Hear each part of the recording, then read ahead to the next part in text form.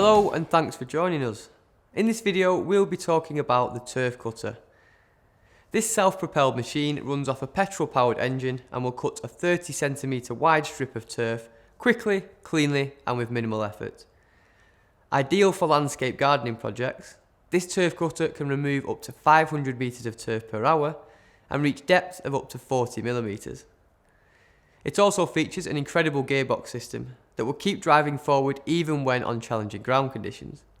When using the turf cutter, we advise that you wear all of the appropriate PPE. This includes gloves, goggles, safety boots and ear defenders. HSS does not provide petrol, but fuel cans and the appropriate PPE can be purchased from hss.com.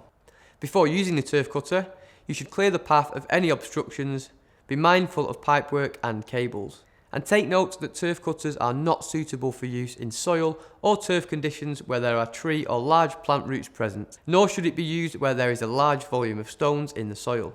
Once done, position the turf cutter outdoors on sufficiently firm, flat soil and inspect the machine using the pre-operation checklist. To start the engine, turn the engine on-off switch to the on position, then open the fuel tap and set the choke to the fully closed position if starting from cold, half closed if the engine is already warm. Next, set the accelerator lever to the minimum position, pull the recoil start handle gently until it engages, and then give it a good strong pull to start the engine. Once the engine is running, return the choke to the open position and allow the engine to warm. After starting the engine, move the gear lever forward and engage the blade control level. To move the cutter, accelerate and then engage the forward clutch. The forward clutch and the blade clutch must first be disengaged by releasing their levers to select a different gear. Then select the gear lever's desired forward position, then re-engage the forward clutch control lever to set the machine in motion again. To stop the blade, release the blade control lever.